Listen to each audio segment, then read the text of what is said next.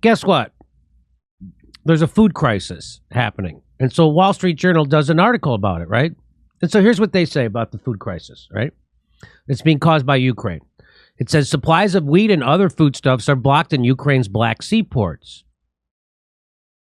Jackson, why are they blocked in Ukraine's Black Sea port? Why are supplies of wheat and other foodstuff blocked in Ukraine's Black Sea ports? Why is that? Grain and food supplies are blocked in the Black Sea ports, not because of Russia, but because Ukraine dispersed and littered naval mines all across the ports, the outskirts of the ports. And they don't know where they are anymore because those mines are very old and a storm came through, swept them up. And now they are scattered into Turkish coastlines, Ukrainian coastlines, and none of the shippers will go into the ports because of the naval mines that are unlocated and could blow up any ship at any moment. It's so weird that the Wall Street Journal didn't include that in this article.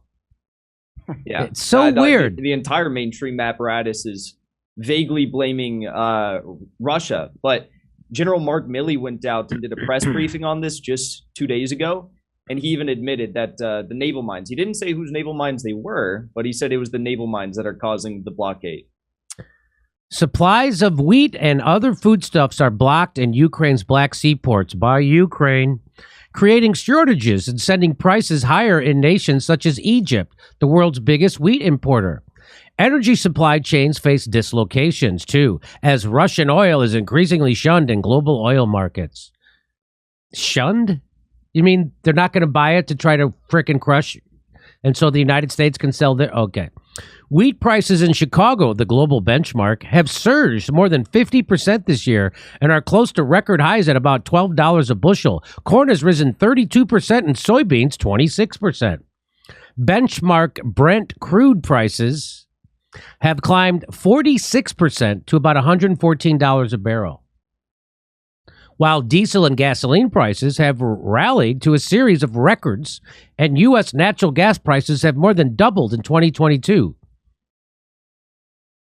That's because we did this.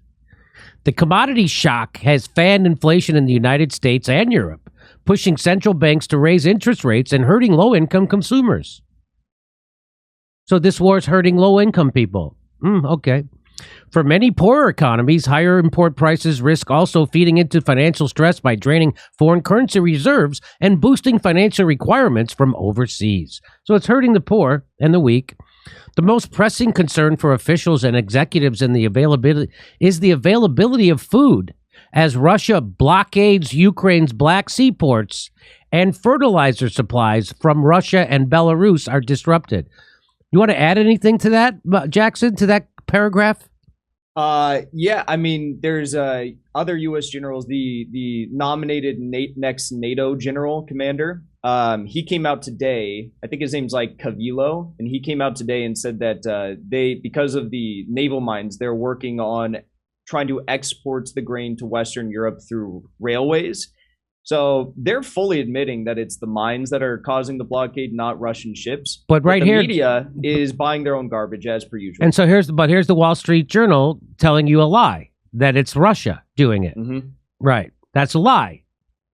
Poland is pushing the United States and European Union to help rapidly expand the rail infrastructure needed to, this is what you were talking about, needed to export Ukraine's looming grain harvest, circumventing Russia's naval chokehold in the Black Sea. But that's the propaganda part. It's not because of that.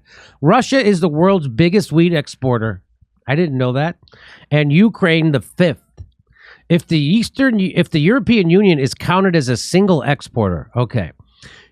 Ukraine exported 41.5 million metric tons of corn and wheat in the 2020-21 season, and more than 95% was shipped through the Black Sea, which they can't use anymore because Ukraine mined it.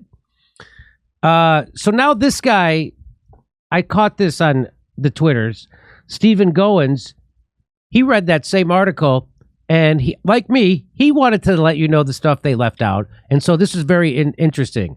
He says the Wall Street Journal blames Russia's blockade of Ukraine's Black Sea ports for fueling a food crisis in low-income countries, but conceals the contribution of the United States and its satellites to the same crisis.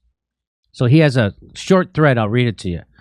The Wall Street Journal says the fertilizer supplies from Russia and Belarus are disrupted, but doesn't reveal that the disruptor is the West. The reality is that Russia, in blockading the Black Sea ports and the West, in sanctioning Russian fertilizer supplies, are jointly creating the crisis. The UN Development Program's Achim Steiner says counties should block exports of commodities, which the Wall Street Journal presents in the context of Russia's blockade of Ukraine wheat exports, ignoring the West blocking Russian oil, natural gas, coal, and fertilizer supplies. So we're doing that.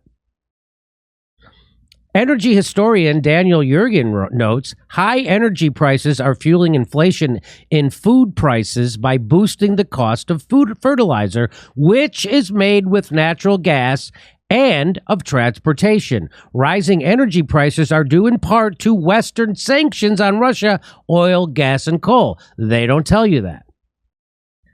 The U.S. cries crocodile tears over the burgeoning food crisis, conceals its role, and blames Russia.